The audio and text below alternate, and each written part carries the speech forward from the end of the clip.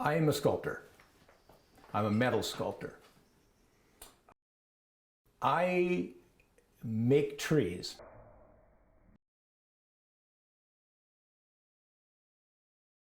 I make trees to tell stories.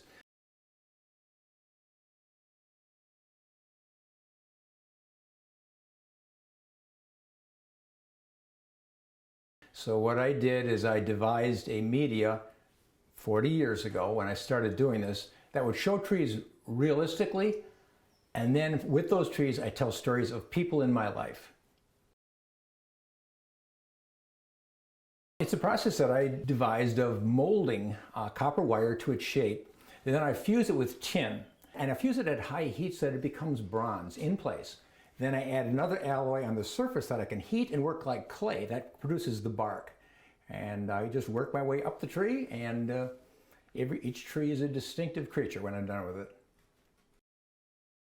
I am a storyteller, and I've always been a storyteller, and I love people. And I set out to do this to tell stories of my brothers. First of all, I have 4 brothers, and I wanted to honor each one as an individual. I just use trees to tell stories. What has developed eventually came to be called art, but it's still just stories of people, and a lot of work and a lot of passion over 40 years. Each piece has a process that takes about 2 weeks of the actual assembly, but I work on multiple pieces at once because there's many heating and cooling cycles, so I'm bouncing back and forth all the time. I like to connect people up with a tree that means something to them. When they come into my booth, I look at them and I listen to them, and I find for them and they find for themselves a tree that's like them. So when a person buys the right tree, they will often have tears in their eyes, and they'll go, "Oh," and they'll say, "Honey, that's you." The trees are all about people. Each one of these is a person in my life. The very first tree I ever made was this tree. It's the aspen tree, and it's a story of my brother Paul and his wife. It's really 2 trees that are growing together with a lot of energy and supporting each other as they grow.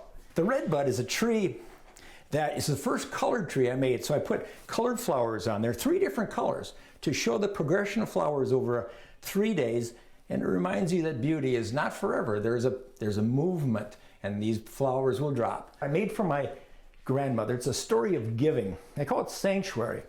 But my grandmother spent her entire life trying to give everything away. Everything she got, she gave to somebody else. And by the time she reached old age, she said, "I'm so blessed because I've finally been able to give everything away." So this tree opens up its heart. It opens up all its limbs, and it's turning itself over the forest. I put gold leaf on this one.